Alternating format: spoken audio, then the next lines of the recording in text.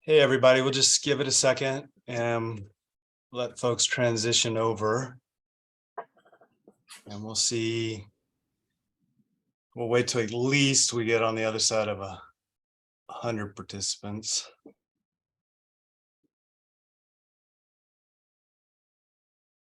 All right. Numbers going up. Welcome, everybody, on a Monday morning. I don't know how your Monday morning is going, but mine's true to form, all over the place and scattered. So why don't we get started this morning? We have a lot to do in an exciting amount of time. Huge props to Nicole for yet again leading us into a conversation that's going to be impactful. And I wanted to just start by welcoming everyone to our department's event celebrating Black History Month. I think everyone knows who I am, Chuck. I'm still director of the department, and on most days it's been the greatest job in the world. And we've got a couple other folks with us. Of course, Nicole in a minute is going to give us an overview of our session. Valerie's agreed to co-moderate a fantastic conversation. And mostly I'm just thrilled to kind of note we have two incredibly remarkable individuals who've set aside their own discretionary time to join us this morning. They are in the broader environmental space, which is a little bit different than some of the traditional work the department does, but that difference I think is really important for our conversation today. And we're going to end up talking about basically journeys, what it means to go through life with a set of experiences that inform who we are today, and see if we can learn something from each of our speakers' experiences for who we are at the department professionally and personally. Before I introduce our speakers, let me turn it over to Nicole, who has a few kind of opening logistics for us. Good morning, and thank you. Thank you, Chuck. I'm really excited for today's conversation. But I did want to just share that today's event is being recorded and will be available on the Natural Resources Agency website. I'm going to go ahead and put that in the chat where folks can find that more information about Black History Month events that we've hosted, as well as to follow up with the recording. If you do have any questions for either one of our speakers today, please put them in the Q&A. We'll do our best to get to them towards the end of today's discussion. And then as a little last minute reminder, we were able to, following today's discussion with our panelists, we will host a screening of Woodhood, which is a short film about a 15-year-old boy who finds solace in the outdoors through a camping experience. And it really displays the joy and growth that's possible when kids have access to the outdoors. And so we have the opportunity to screen that film today. And so very much looking forward to that. So we'll start that screening about 11 o'clock today. So Chuck, back to you. All right, we're gonna give the platform over to our dynamic participants. I just want to give you the short synopsis of some pretty amazing resumes. So let me just start with Ibrahim Abdul Martin, who is a New Yorker now in LA. So he's in California today. He's a senior fellow with the Interfaith America and New Yorkers for Clean Power. By the way, when my lights go out here and I stand up and wave my hands, we've got the automated light system and I cannot figure out the timer. So that's why I might get up in a moment. So Ibrahim also sits on the boards of Sapelo Square, whose mission is to celebrate and analyze the experiences of Black Muslims in the United States. The Sherman Foundation, which supports the arts and organizations that use community organizing and advocacy to build a more sustainable, equitable future. Green City Force, which trains young leaders to power a green and inclusive economy, and the Collective Diaspora. He's also an author. He's written a book called Green Deen, What Islam Teaches About Protecting the Planet. He's a husband. He's a father of 3 boys. He's on the advisory boards of the Trust for Public Land, I think in New York State, the Union of Concerned Scientists, and the International Living Future Institute. Thank you for joining us this morning, Ibrahim. And let me run through Tyrone's resume real quick. So Tyrone Hayes was born and raised in Columbia, South Carolina, which is where my mother's family is from. He developed then a love for biology, which took him to Harvard, and then to get his PhD from from UC Berkeley in the Department of Integrative Biology. After completing that PhD, Tyrone began his postdoctoral training at the National Institute of Child Health and Human Development. From there, he became a tenured professor in the Department of Integrative Biology at UC Berkeley. And his research is fascinating. It focuses on developmental endocrinology with an emphasis on evolution and environmental regulation of growth and development. He has an interest in the impact of chemical contaminants on environmental health and public health, with a specific interest in the role of pesticides in global amphibian declines. Also with an emphasis on the targeted exposure of racial and ethnic minorities to endocrine disruptors and the role that that exposure plays in healthcare disparities. Thanks to both of you for joining us. Valerie, you ready to get going?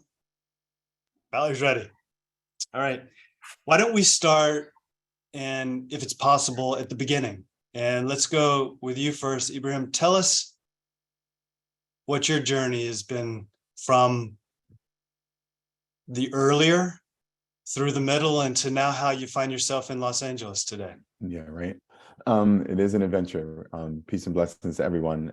It's an honor to be here, especially to think about the historical significance of your agency and of the role of the frontline people. And it's my experience that people that are workers in agencies, often the most brilliant ideas are there. And it's really like moving away some of the barriers at the executive levels sometimes, and at the, you know, the appointed levels that can frustrate people who are really committed to the bureaucracy. And bureaucracies are good. In some ways, they make sense. They're useful at the baseline. So I'm just giving respect and props to the entire agency and all the different workers there. I used to work at the New York City Department of Environmental Protection, and that department in New York City has the largest capital budget, has one of the largest budgets in the whole country in terms of stormwater management. Very serious, and we also manage New York City's water supply. And I was a spokesperson for that agency, and they, you know, people take great pride in what they do. So I just want to just acknowledge the fact that you guys take great pride in what you do, and if I see you guys out anywhere, I'm going to be very excited.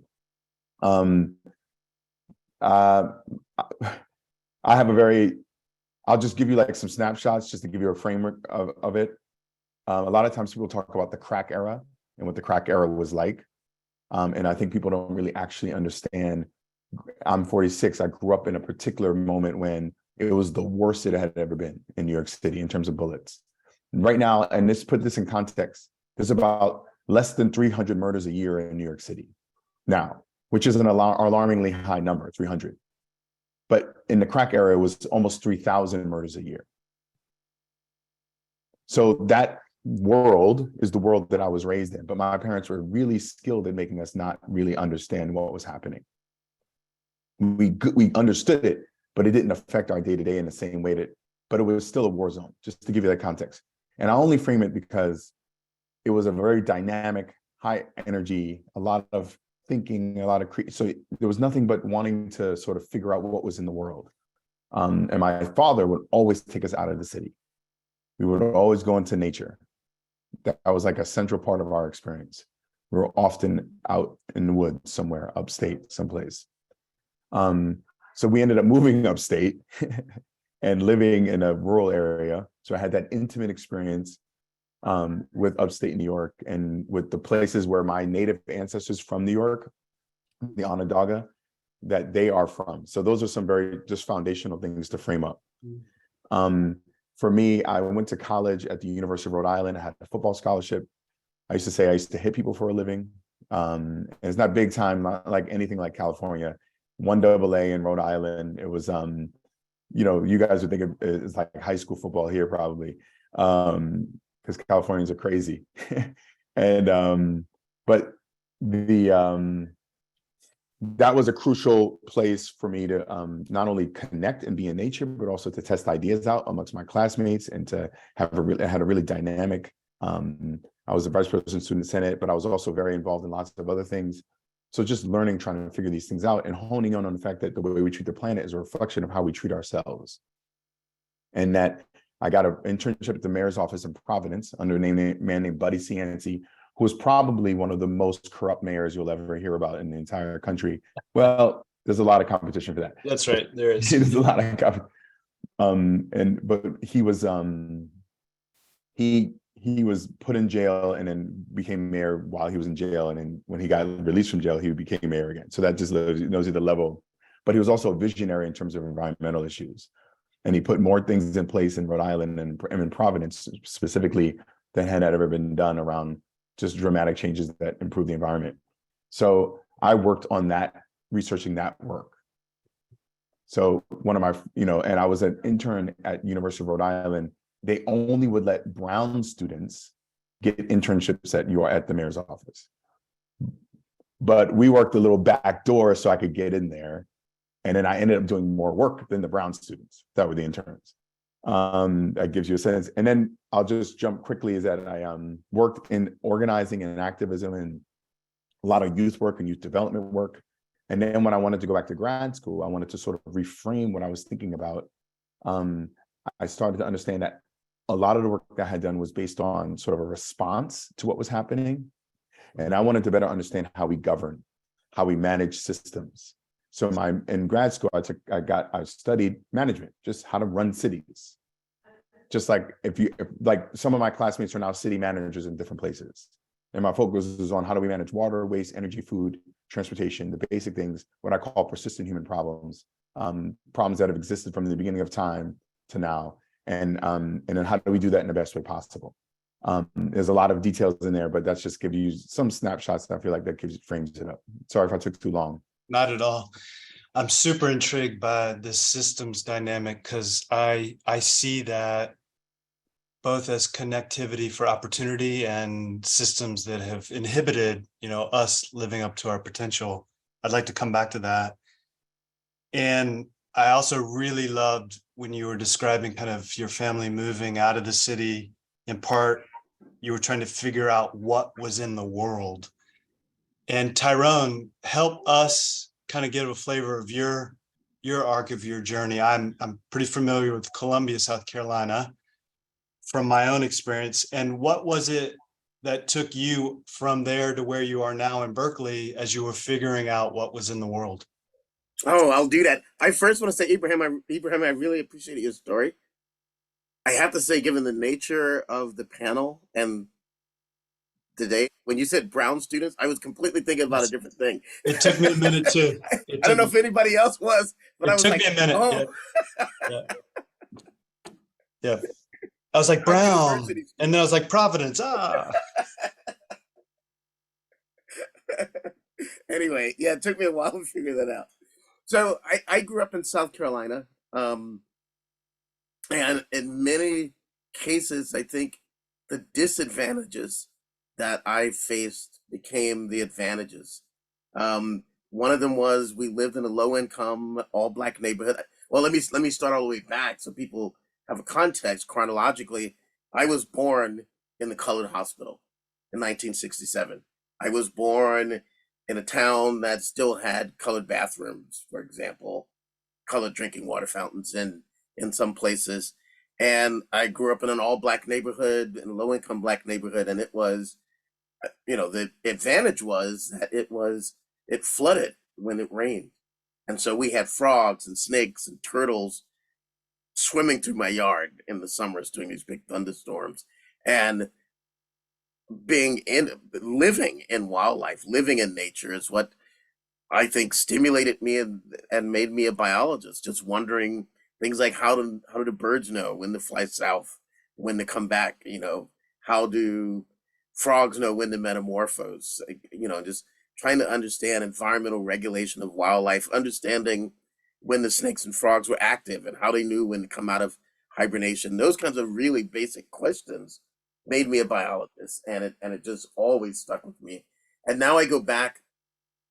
Some of the sad things are I go back now to some of those places that were swamps that I played in when I was a kid.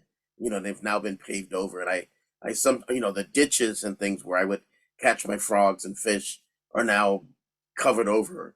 And, I wonder what would have become of me if I had been growing up there now and hadn't had that experience. Um, in my family, my father's side, I was the first to graduate high school. My father was the first in his family to go to high school. My grandfather, never went to high school, and his father, I never went to school. So on my mom's side, my grandmother, my mother's mother, had gone to an HBCU and had a college degree. My mother went to an HBCU and had some college. She didn't finish. She got married and had me and devoted her life to raising a family. So college wasn't entirely new, but certainly going off to a place like Harvard and moving away to go to college was kind of a big deal. Long story short, I never applied to any other colleges. I didn't really understand how it worked. I took my SATs, and Harvard wrote me some letters, and I thought, okay, I'll go here. I'll go to this one. And it never really even occurred to me that I might not get in. I thought you just picked your college and that's where you went. So it was a very naive view of what college admissions was like at the time. But luckily I went there. And I also have to thank, I apologize, I don't remember which one, but there was a Black fraternity sorority that had a program also at University of South Carolina.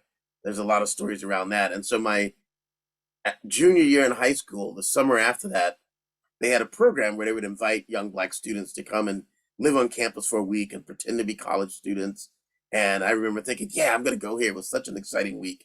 And I remember I said something like, oh yeah, some white college has been writing me letters, but I would never go there. Talking about Harvard. And I remember one of the frat brothers said, don't be stupid. If Harvard's writing you letters, then you go to Harvard. And so I ended up at Harvard, very naive. I thought I was pre-med because I didn't know what job you did I described myself as a little boy who likes frogs. And another disadvantage is that part of my financial package was I had to work. And so I started in this work study program. I started working in a lab, and I got the opportunity to see, oh, this is what you do if you like, solving mysteries and you like working with animals. You become an experimental scientist, a biologist. And then I, in a much more informed way, came to Berkeley because there was a strong group of herpetologists, people who study reptiles and amphibians, working here in Berkeley. There was a strong group of people studying endocrinology, hormones, and those were the two things that I was interested in. So I came to Berkeley for my PhD. I got hired on and never left, and here I am. A follow-up question for each of you, and then Valerie, sending it over to you for a minute. So, look, I grew up in a privileged background. I,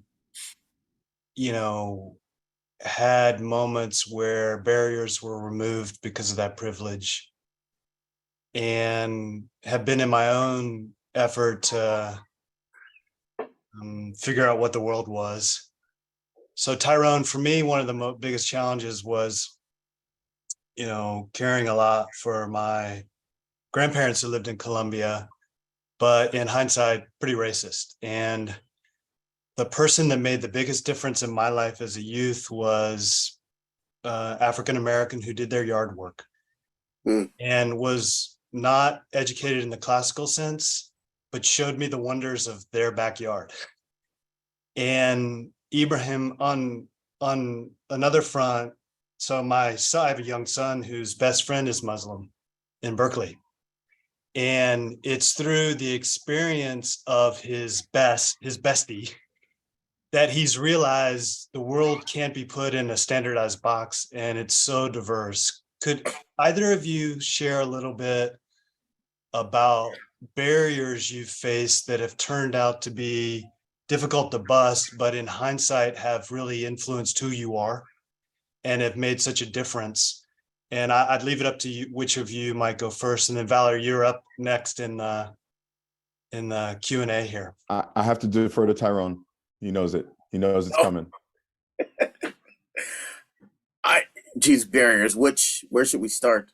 I, you know, I, I mean, there were for me, I've already mentioned some. There were financial barriers. But again, I think in those cases, that financial barrier when I was in college turned into an advantage because I don't know if I didn't have to work, I don't know if I ever would have sought that job, and I don't know if I ever would have discovered what it is that I wanted to be. Or alternatively, like my kids, maybe had I not had the financial barriers in my upbringing, etc., I would have known ahead of time. I mean, Yeah. I was able to inform my children when they went off to college, go do this, go do that. My daughter went to a small college, McAllister, Minnesota, that didn't have many research opportunities. And I was able to say, there's summer programs, go to a different college every summer, and she took those opportunities. Whereas I wasn't coming from a place where somebody could have advised me to take those opportunities. So, Mhm. but I found them. There's barriers I face now. I mean, there's, Right. even here at UC Berkeley has a lot of promise. UC Berkeley has a big reputation, but Berkeley itself can be a very difficult place. My son, for example, went to Berkeley High, Mhm. and it's a big school, almost 4,000 students, but it's still divided up into small schools. Yep. And Berkeley High was as segregated as I went to Dreher High School, since you're from Yeah. Columbia, it was as segregated as my high school when I went. We had black people who came and went to the school, and we had white people who lived in the area who went there, but almost none of us took the same classes. It was Mhm. almost like we're in a different school, except for maybe PE and homeroom. It was almost like we were in different places. And my son had a very similar experience like that Yep. at Berkeley High, and then we're in Berkeley, Paradoxical. Yeah. and we're 30 years later since I was in high school, 30 plus years. Yeah, some months I get really sad about the inability for us to change, and other times I'm just thankful you can speak testament to that. Mhm. Ibrahim, you want to weigh in on this? Yeah, that's interesting. I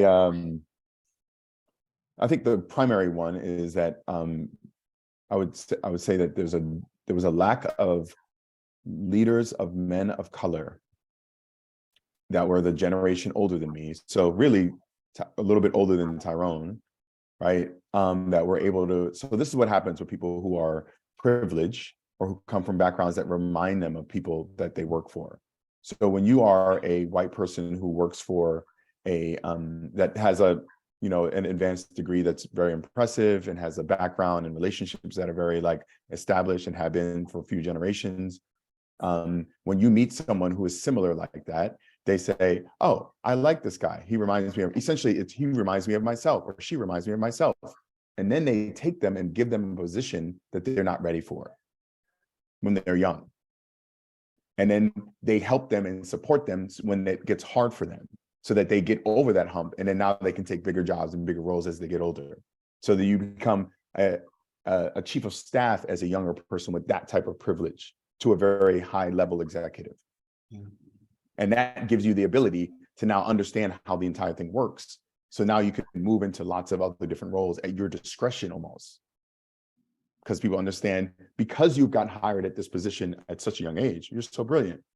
You must be ready for lots more things.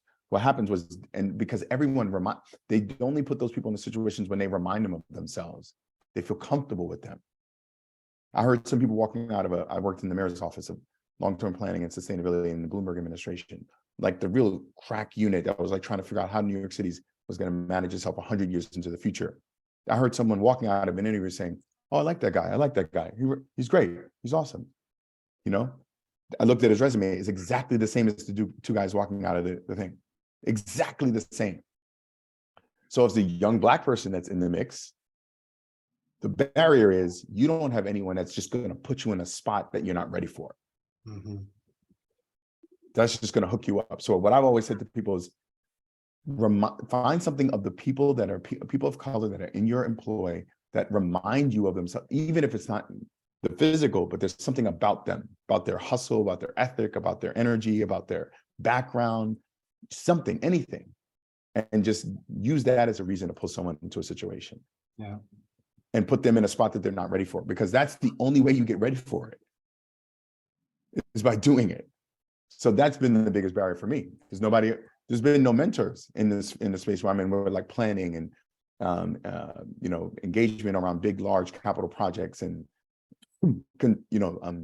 development of different types. It's a different world. It operates differently, and you need mentorship. And in almost every field, you need someone that just pushes you into a spot. So that's what's been frustrating.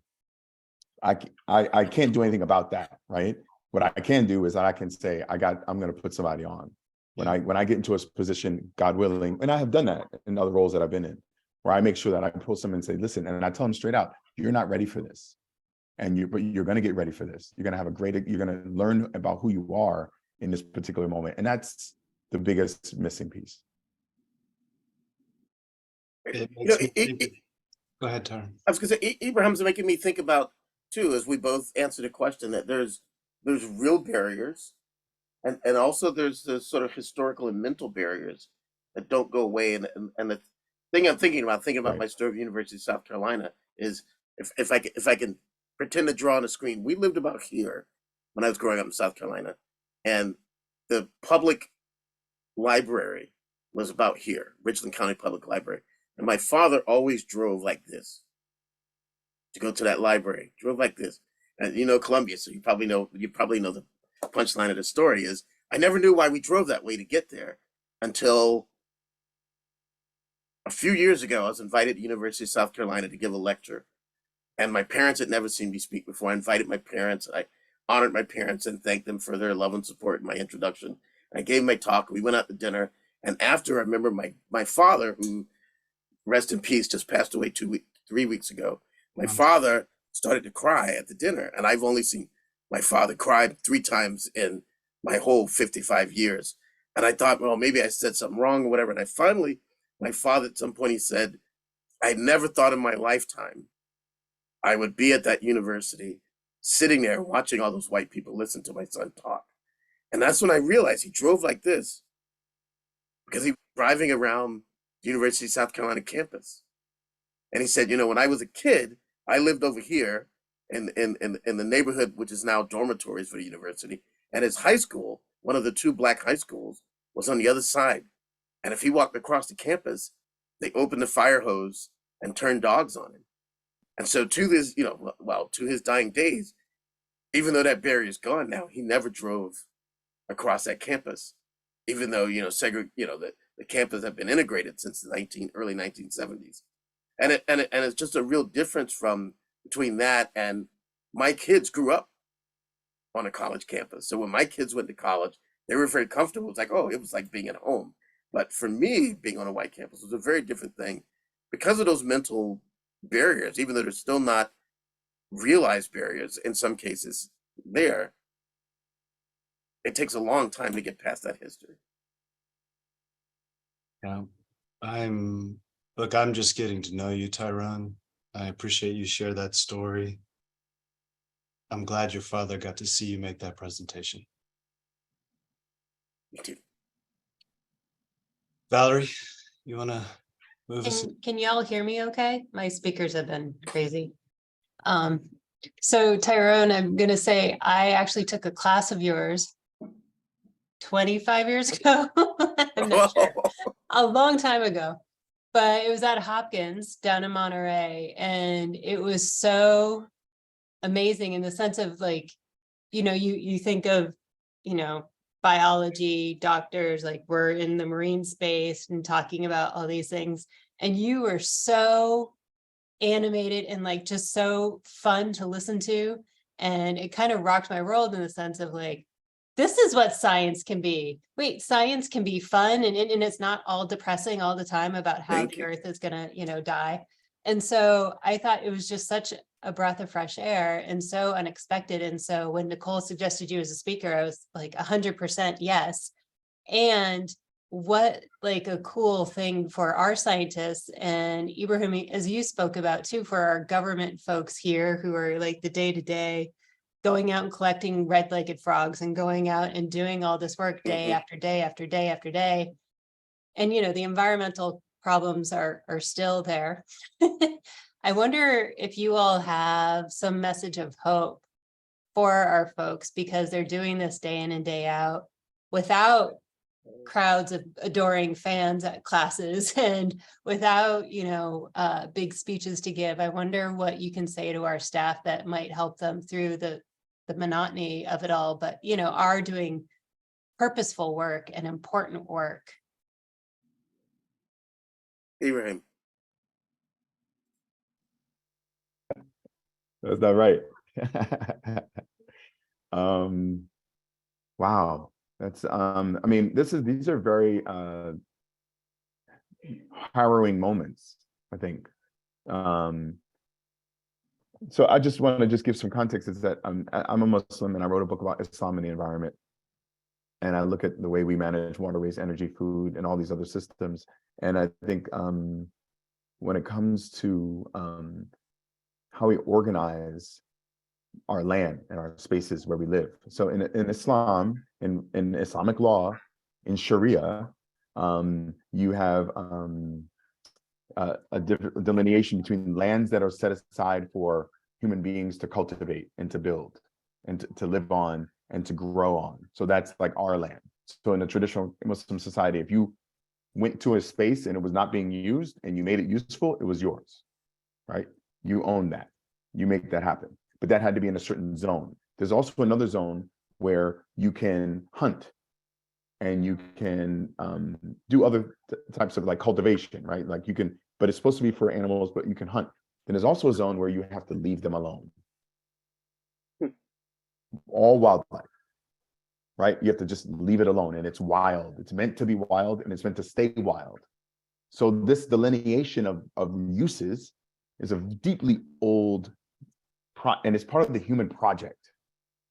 So I don't know if I can give words of hope, but I can say to folks that are working and trying to think of how do we protect the wild? How do we maintain these boundaries that are appropriate so that we can thrive and that nature can thrive? And as this, it's almost a sacred bond that your organization has, a sacred trust that it has to be the people at that space. It's an incredibly honorable sort of pursuit. So to me, it's not necessarily like, just like you were talking about, like the different types of racism at different moments in history, choices that people are making. You can't, and also the how exhausting it is, the sort of like sense that what are we doing? Are we changing anything? It's less about that, and it's more about how are you managing it in the real time, in the present, and where does your relationship to it? So are you passing your tests? Because clearly this is the test of humanity. And it's not like one person's going to pass it. It's going to be generations that we go through to get through some of these things.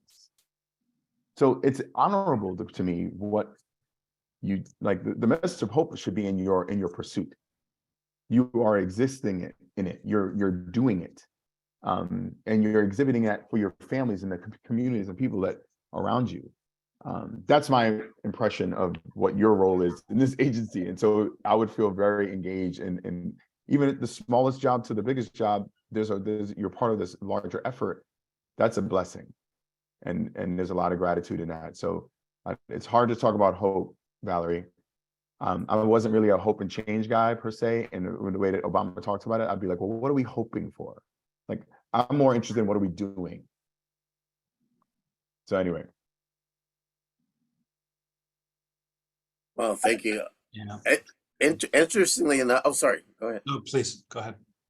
I was gonna say, I don't consider myself a traditionally religious person, but interestingly enough, my response to that question also comes from a religious perspective. As a matter for participants on the call who don't know, I mostly study environmental contaminants, pollutants in the water that interfere with hormones and result in negative health outcomes for wildlife and humans. I study a chemical, for example, that negatively impacts amphibian reproduction by causing a hormone imbalance. And that same chemical is associated with breast cancer and low sperm count, et cetera, in humans, particularly in low-income communities where they're more likely to be exposed to contaminated water. And my answer to your question, though, comes so pretty grim stuff. But my answer to your question regarding hope comes from I'm in a position where I get invited to talks at all kinds of venues, everything from breast cancer conferences to herpetology to American Geophysics Union. And one year I got invited to something called the Presbyterians for the Earth Conference. And I thought, geez, why is it the church inviting me, a scientist, to give a talk on, I mostly study genitals, and sex. And, I thought, oh, what am I going to talk about? And it turns out that they wrote back to me and it said, well, the Presbyterian faith teaches us that we are stewards of the earth, that the creator, whoever you believe in, put us in charge of taking care of the earth. And this conference that run by the National Presbyterians Association was that because they feel like they have to reach out to scientists to understand the science, to understand what it is they need to do to be stewards. And one of the things I learned at that conference, I went and I gave my lecture, is that their philosophy was, we can't fix anything, but we can work to stop it from getting worse. And that has to be your drive. That's your hope. And if you think about the things that I think about climate change. We can't fix it. If we stopped, if we even reversed everything we've done right now, it won't go back to normal. But we can make an effort to stop it from getting worse. Extinction, we can't reverse it. I don't care, maybe somebody will get the DNA to make a woolly mammoth. We won't really fix extinction for the most part, but we can stop it from getting worse. And the same with environmental contaminants and contaminated water. I don't think we can fix the problem, but we can work to stop it from getting worse.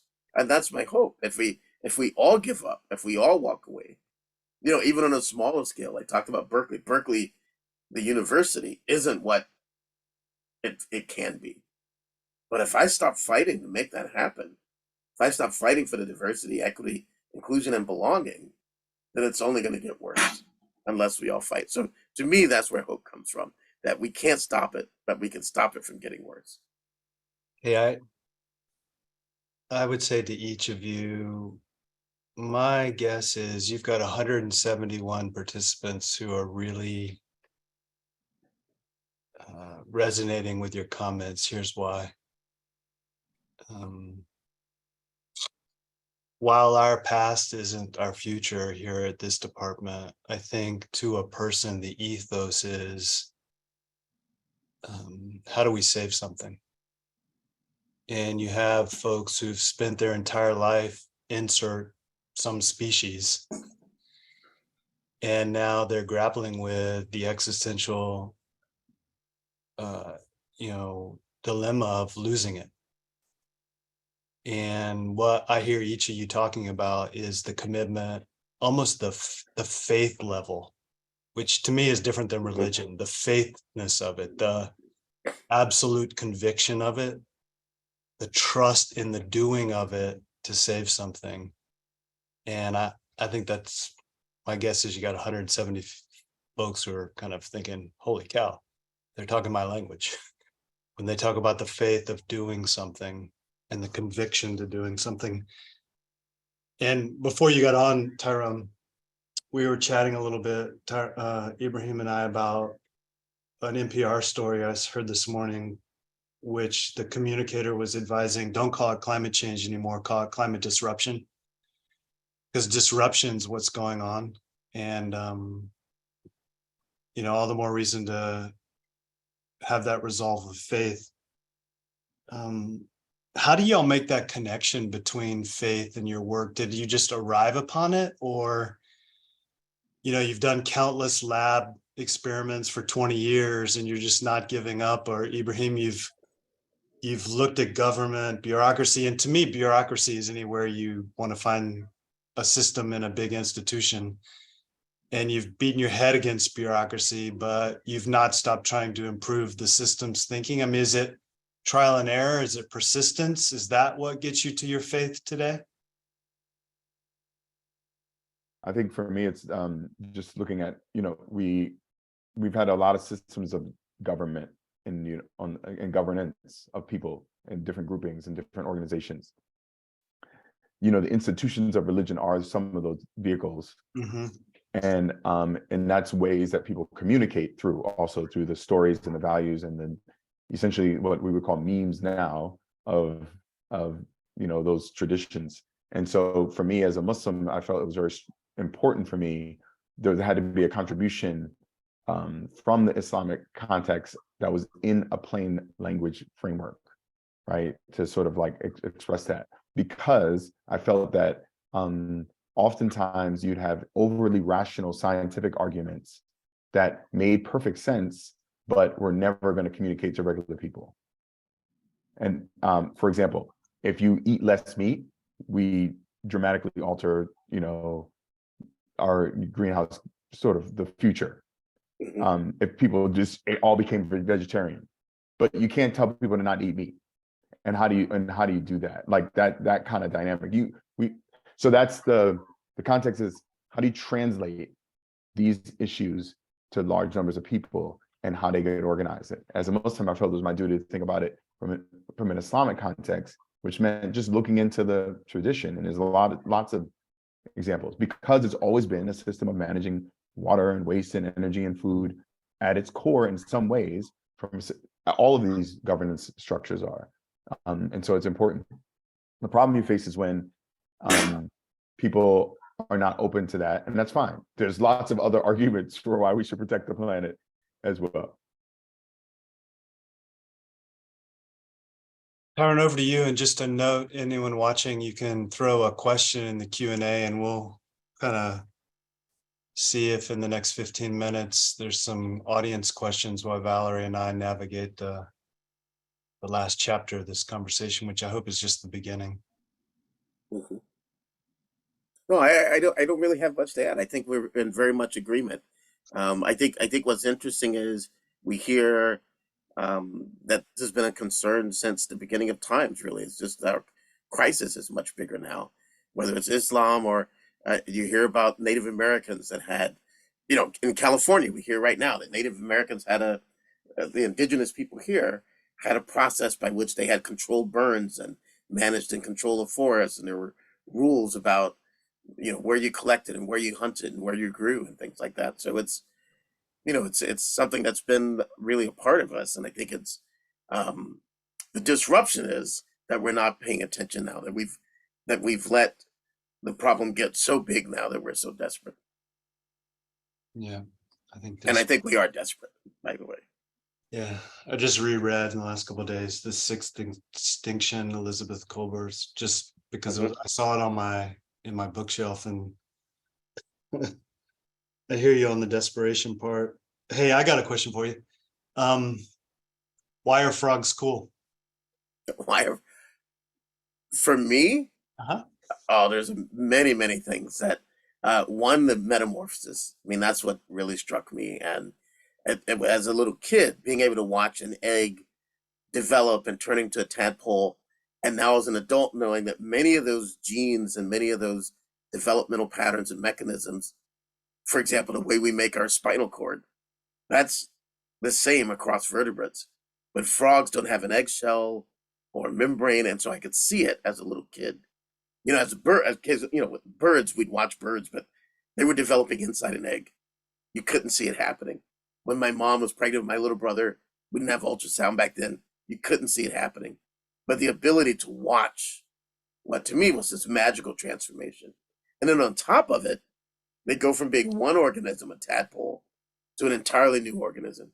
They go from dealing with an aquatic environment and being vegetarian to dealing with the terrestrial environment and breathing air and eating it. That transformation and ability to master more than one environment. And then learning about aquatic frogs, terrestrial frogs, tree frogs, that they're different species are inhabiting and being important in so many different niches. And now as an adult, realizing how out of control, for example, mosquito populations would be if we didn't have frogs. So things like that, those are the kinds of things that make them magic to me. Magic, the special sauce. Yeah. We need more frogs everywhere then. I hate mosquitoes. Yeah. So there's the passion and the practical.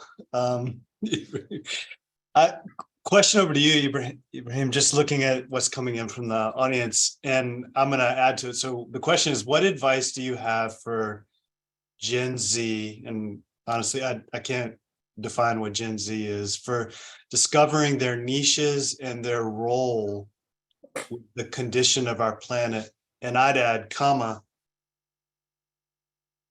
what's one thing you'd want us to hear you say Islam teaches about protecting the planet, which is the title of your book? Okay. I think the biggest piece of advice is that any kind of first of all, I just want to make a note that generationally, I'm what's called an exennial, and I have to make this distinction because we are not Gen X, I'm not Gen X, and I'm not, millennial. So there's like a small little group in the middle called exennials, that essentially our relationship to the generational conversation is that we were able to make the transition from analog to digital in college, like first year in college. So we didn't type papers on a typewriter. We were, exactly, you guys did. We were sitting there typing them on a computer in the computer lab. Yep. And that was a very specific experience that was very different than anyone before, and using the first email. So we're exennials. So this is like roughly 77 to 81. Yeah. I tend to think that we're the coolest generation and that we're the coolest people on the planet Earth. No disrespect to the Gen Z.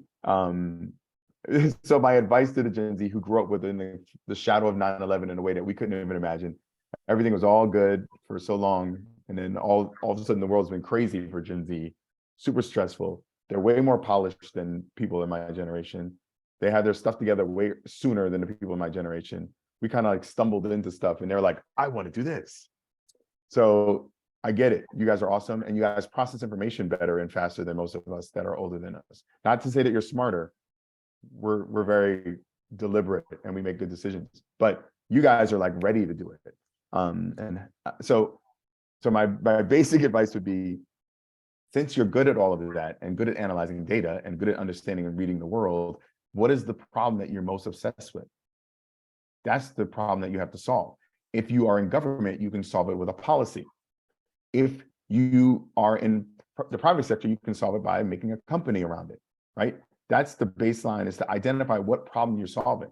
So instead of sort of trying to figure out how do you fit in, is you have to figure out which problem is the one that's most interesting to you. It doesn't have to be the one you're most passionate about, but it has the most pieces to it to interact with. It sounds like the frogs is a massive, huge ocean of information about everything in the context, and it's like a metaphor. And I would have never thought about that, but I could see how, Tyrone, how that just, you dug into that. And then there's a whole other realms that come out of that. So I think that that's the fundamental thing for folks as a piece of advice. What are you so curious about? And you should always have like a side thing that you're curious about too. But what are you curious about? Thank you. Valerie, you want to take a turn at a question? We've got about 10 minutes, and then we'd love, I know y'all are super busy, but we'll do this special screening of the movie Woodhood at around 11. And Nicole will come back on and give us a little introduction for that. So there, just for you all, there's lots of props in here for how inspiring this conversation is. So thank you again for taking time here.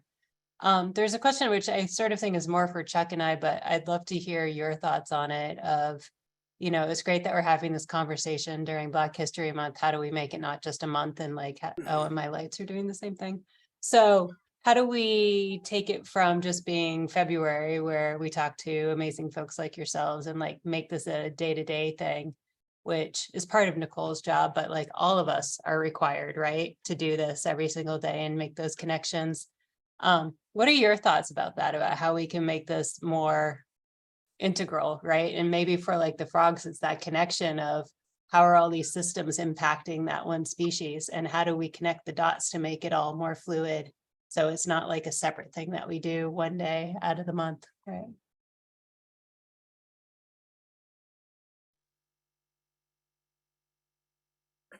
I have a few thoughts. I mean, I've recently stepped a little bit away from my teaching and research.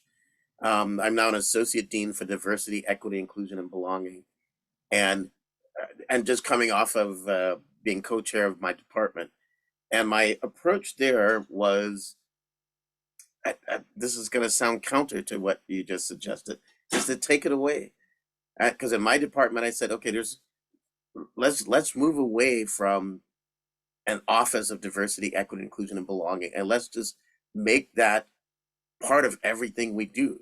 So we already, so we have committees on space, we have committees on promotion, we have committees on developing courses, and have that DEIB component part of everything you do, and make every aspect of what we do accountable. It's what I call a DEIB forward strategy for everything that's happening on the university, and then it becomes an everyday thing. I'm not quite sure if that movement is successful yet, but in my view, I think that's the way to do it, to make it mainstream rather than, and by DEIB forward, I mean, for example, we often have people, if they're applying for jobs, faculty jobs, for example, we often have the last thing on the list is describe your efforts to increase diversity, et cetera. Mhm. But if you put that last, then it makes it look like that's the last thing we're thinking about. If you put that last, that means that when they interview, it's the last thing they're going to talk about. And that's the thing that they're going to run out of time and not be able to finish. So put that first. And so even though we might not be changing how we promote people and how you determine your salary, it makes us think first about what we're doing in our everyday lives and everything that we're doing to be inclusive, to promote equity and belonging.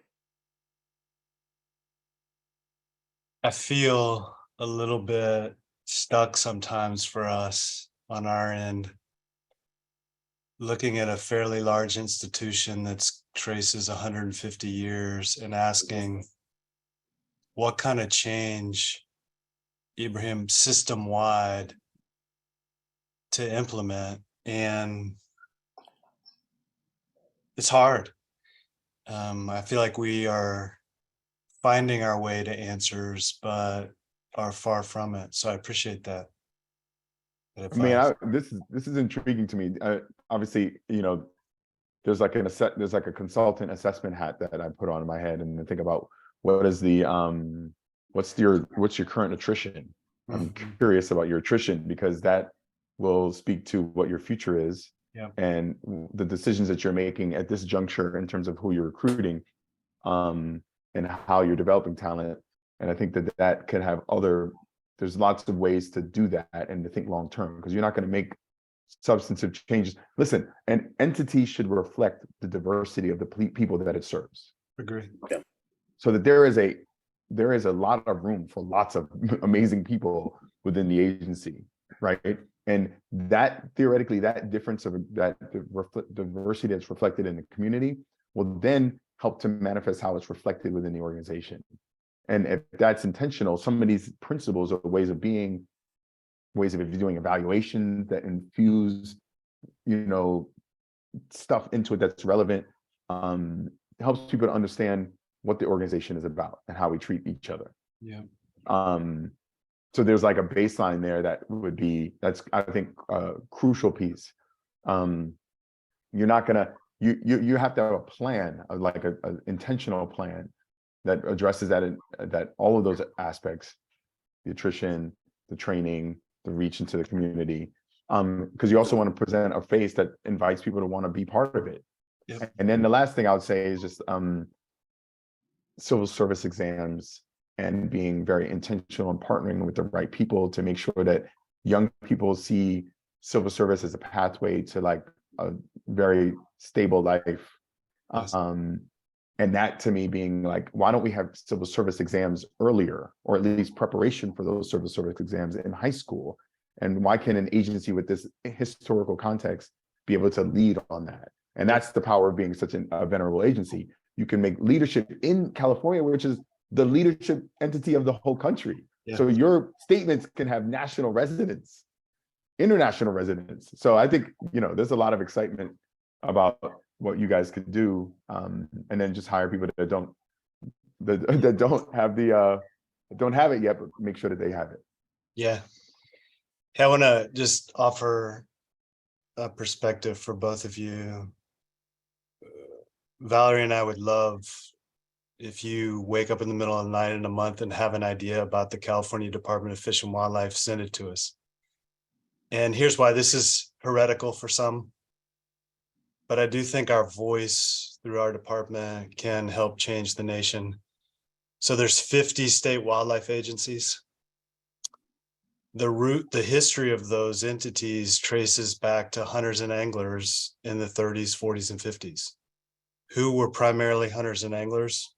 White European men. That's not our service community anymore only. Of course, that's one of our communities that's really important to our department, but that's not California entirely. Our service community is 40+ million people and the rich tapestry of that. And we've realized that, but becoming who we want to be, we're still on that journey. So if you have late night thoughts, early morning coffee thoughts, don't hesitate to shoot them to Valerie and I, or Tyrone, call me and I'll figure out where you are in Berkeley and I'll ride my bike over. Or Ibrahim, next time I'm in LA, shoot me a note and we're all ears, because I do think this is a journey individually. It's certainly a journey institutionally. Let me throw it back to Valerie and both of you for any kind of last thought. We'll move into Nicole's gonna give us the marquee movie announcement here in a minute, but it's been a total pleasure. I didn't know each of you were in the world until Nicole said, I've got these great two people that we want to talk with, and I feel blessed to have had the hour and a half with you. Yes. Tyrone, last thoughts? Ibrahim, last thoughts? No, just to say thank you. I'm so happy to have been a part and to have been considered, and glad the talk, Valerie, had an impact on you, and I just love being here. So, and thank you all, and thank you for the effort, and for your moves forward. Sorry, one of the questions that was asked was, what does Islam teach about protecting the planet? And I just want to give that as my closing, just the basic of, if you believe in the prophetic tradition, the Bible, the Quran, the Torah, as part of a canon of books. If you believe in that the role of the prophet and the role of prophets' role is to leave people better than they found them. If they brought the good truth, or they brought the word, or whatever it was. And if you extend that to like Buddha, and you extend that to all of the other great scholars and like historical people who transformed people around them. So the prophetic tradition of leaving people and leaving a place better than you found it is in essence the idea of Islam and the planet and how we manage our resources. How do we leave the earth better than we found it? That's like leave no trace, right? It's an extension on that. It's like the way you walk around in Joshua Tree delicately so that you don't destroy the algae that's underneath your foot. Right? That's the framework. That's what Islam teaches about protecting the planet. And I think every faith teaches the same thing.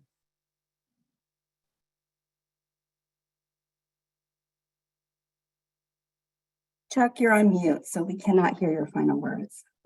They were just 2 words. Thank you. Thank you very much.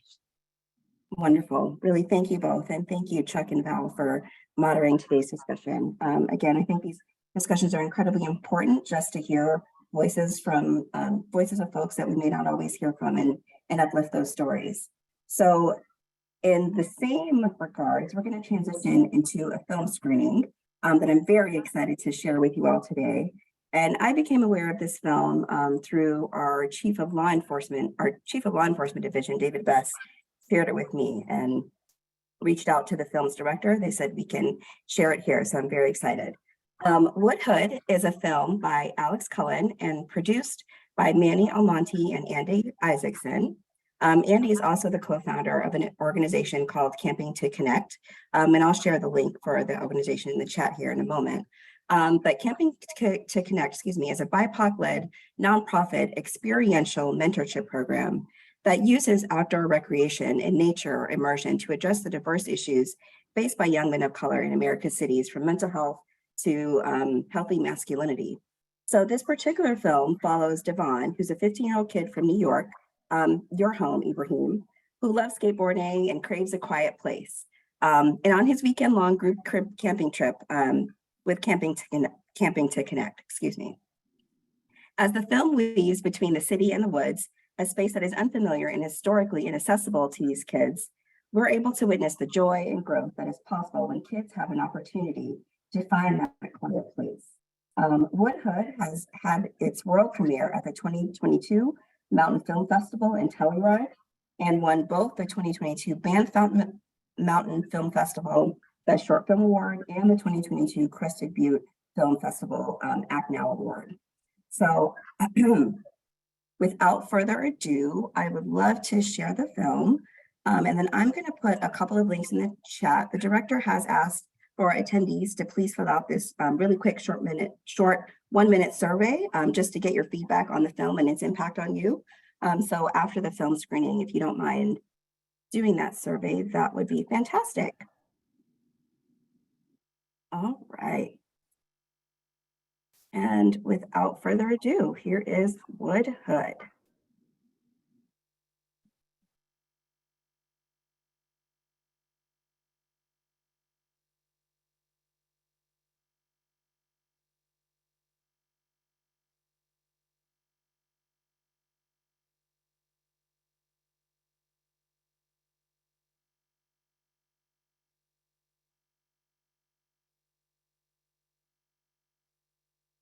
Hey, Nicole, you might want Yes. to pause it, rewind it, and let's ask IT if they can. I don't think we can hear it. There's no sound, Yeah.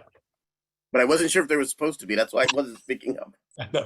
So let's pause. And Yep. then, John, are you or IT able to, everybody hang tight for a minute. This is definitely the lived COVID experience where Absolutely. I got it. I think I got it.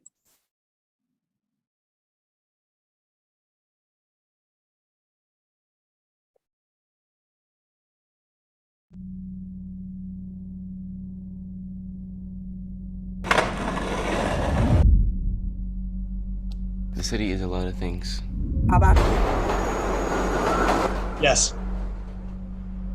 At home, I'm hearing music, food cooking, TV on, cars driving by, people screaming out their window. So I can't really go nowhere. I always fantasize about being in a quiet place, alone.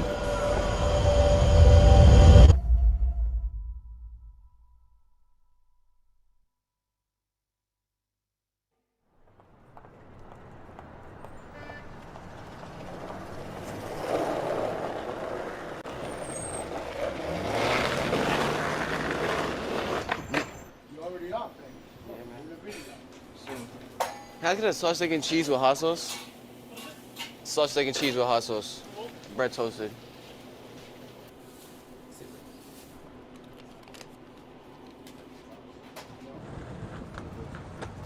You know what's wrong with today's generation of the skating community?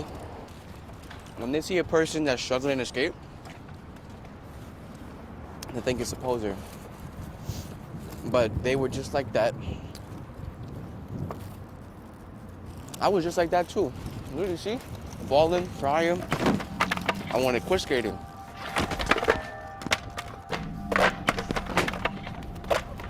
I was usually the social kid who talks to everyone.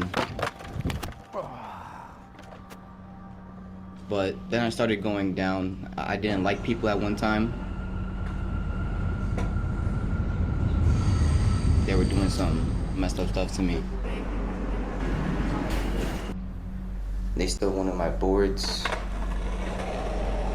talk crap, start rumors, and when they don't have money, they steal it. But I don't want to surround myself with people like that, so I don't want to become that person. I stay to myself.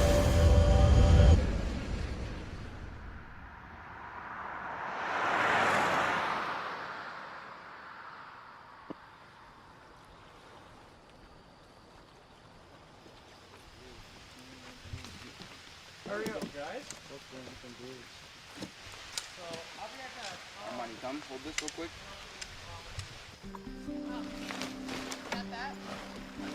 What do you mean? What's the issue? Putting this here, right? Put money. I might need some help. When I was growing up, people I knew didn't go camping. Before I went for the first time, I was scared because of all the stories I heard of forests. I had this fantasy of bears attacking me in the middle of the night, or foxes or something, but it's not that bad.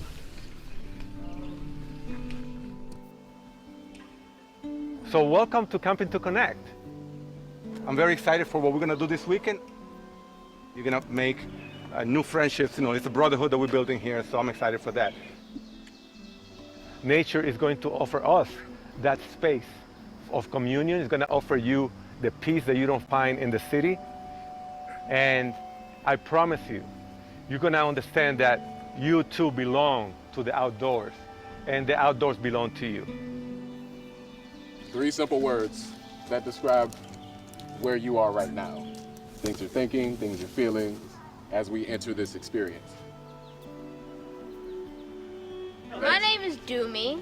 I am jubilant, calm, and like many other people here, I am indeed hungry. I'm intrigued to see what we about to do.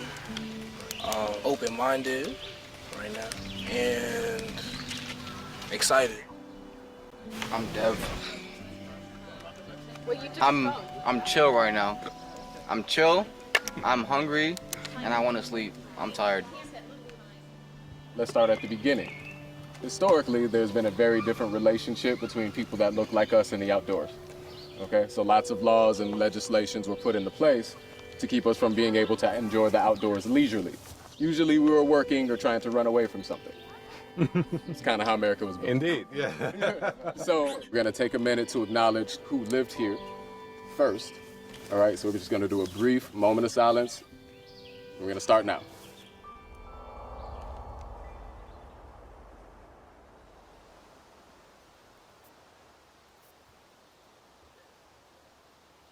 So you have these journals, and what I want you to do is write one challenge that you are facing right now. I can't even think of one really off the top of my head. Okay.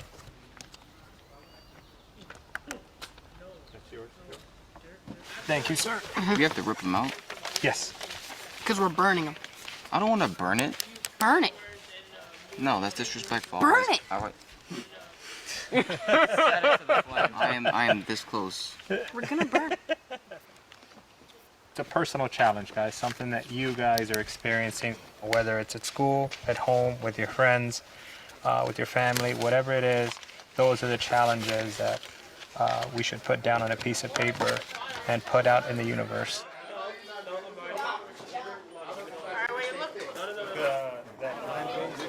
Is he gonna have seconds?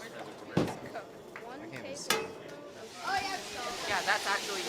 Breathe through it, breathe through it. Take this fire. Get him. He likes you, he likes you. You're good. He's going around. He's You're going good. around. It's a big moment for you. Bro, what you doing? Who's trying to crawl inside my shirt? Whenever there is a memorable event such as this, that is how you get what's called your trail name.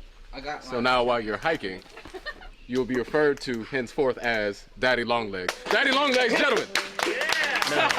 This is the Appalachian Trail. Does anybody remember what makes the Appalachian Trail what it is? Well, yeah, it goes from Georgia to Maine. Exactly.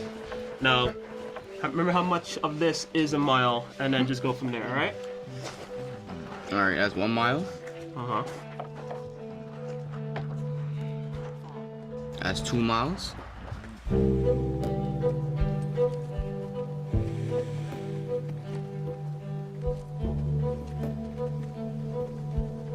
So leaders are what?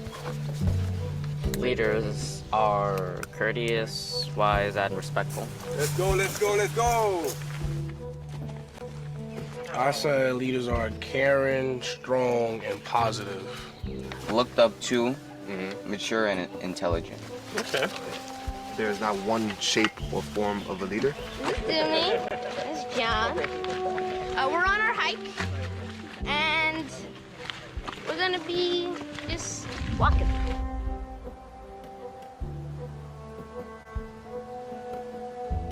These are the experiences that we want you to start to see as normal. Because this is what we're often told we can't do.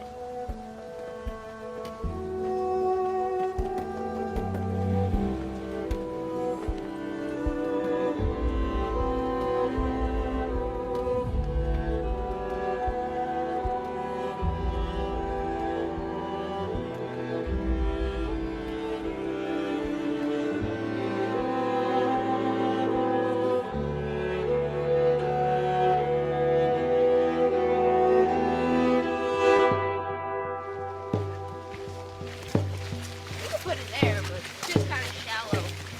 Like, What a beautiful night after this rain, huh? Oh, bro, it was not a good idea to walk in J's. A lot of times, the reason why something is fearful is because we don't talk about it.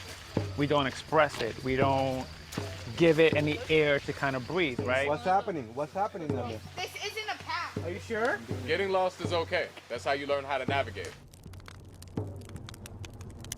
You have to express those fears and take them out of the internal space that they're in, because you can't really process them if you keep them internal. This is a really scary experience, man. You hear that?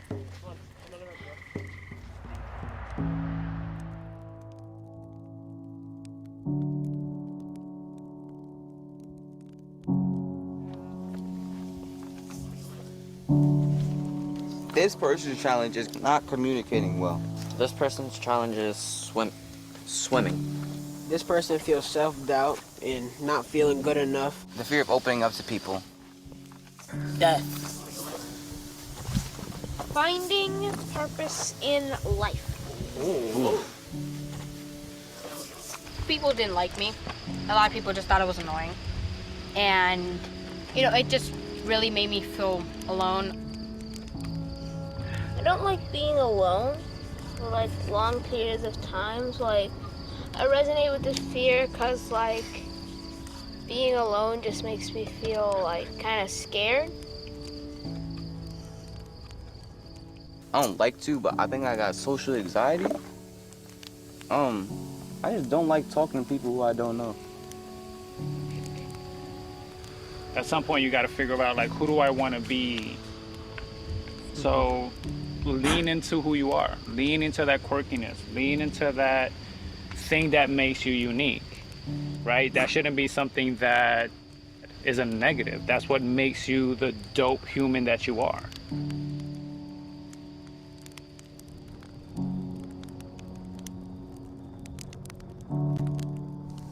All right, we gotta get to the fun stuff, cause y'all gotta eat y'all s'mores. Keep that no music beat. Everybody gotta jump in. Everybody gotta jump in. I'll lead it off. I said it. It's all gravy. I'm going last. Go music. Now you gotta go Bid now, s'mores get bid now. You don't want no smoke? Ooh. You threw a lot of shade over there. I really didn't like it. But these s'mores, they really kind of fire. Ooh. So we chilling at the campsite. Finna rap all day and night. Okay.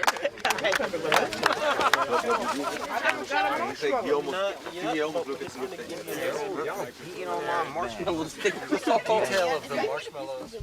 Unless you want to burn black.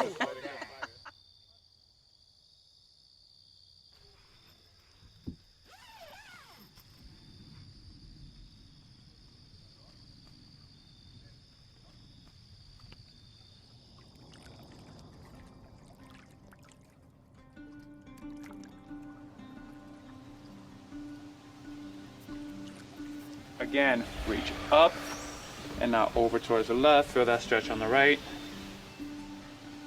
Bring those hands to your chest. Close your eyes and just breathe for 30 seconds.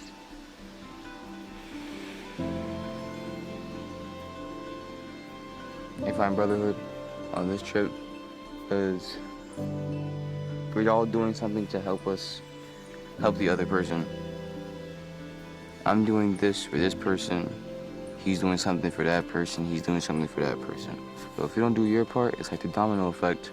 This doesn't get done, that doesn't get done, that doesn't get done. what we're gonna do is you're gonna give one word that describes what your experience has been, and then you're gonna toss it to literally anybody else in the circle who hasn't spoken, and then that's it. I appreciate Mr. Frank over there for talking to me when I was mad and being there for me. And this experience was fun. One word I would say for this experience was exciting. All the stuff like I never hiked before up there, and I'm proud that I survived my first night camping. There's a certain level of closing in that we inherently do when we're in closed in spaces all the time. Being in this open space, it allows you to breathe differently. And a lot of these kids haven't had fresh air. One word I would say for this trip is enlightening, because like I really was inspired by nature, and it really helped me like calm down and like consider my life. We're taking things from these experiences that are gonna make these young boys into amazing men. Eye-opening, if that makes sense. Because I've been here so many times, but at the same time, I'm always doing something new. Always. So, and now I want to do more things. Brotherhood is important because you build bonds with people that you didn't know. On three, camping to connect. They went from strangers to brothers. And now, this is like our hood, basically. This is the Wood Hood. That's all there is to it.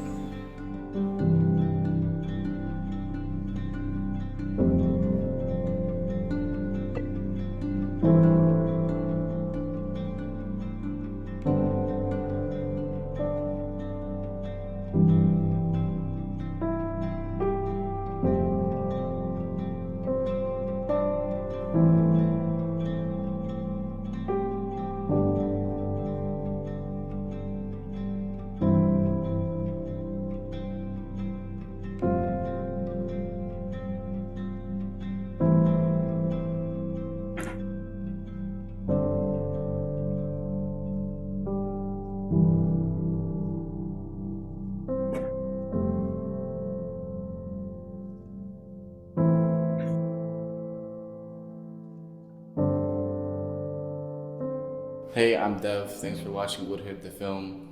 Camping to Connect has changed my life. It has made me more appreciative of nature and how much of it is actually around me. And I think that more city kids like me need that. So you should donate to Camping to Connect so we can have our Woodhood. Thank you.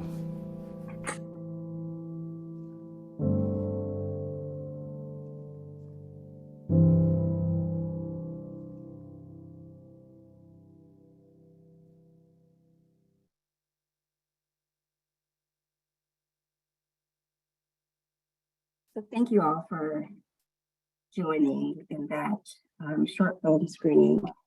Chuck, did you have any final words? No, some folks in the chat have said they were tearing up, and that's understandable. And I'm just thankful everyone could carve out this amount of time on a Monday for this conversation. Absolutely. Tyrone, would you like to say anything before I close this out here? Thank you for staying. Thank you again, and just glad to be a part, and thank you for all of the work that you're doing. Actually, not just today and the efforts that you're making now, but for everything that the department's doing. Really appreciate it. Thank you. Thank you. So to close us out, I really want to thank each of you for spending the time, like Chuck said, on a Monday, first thing Monday morning with us to celebrate Black History Month. As a reminder, Secretary Crowfoot will also be hosting a speaker series event at noon today. So if you haven't already done so and would like to attend, please do register for that event. Again, this event has been recorded and will be available on the Natural Resources Agency website. It will be also available on CDFW's kind of internal Microsoft Stream pages. I thank you for taking the time, and that is all that we have for you all today. I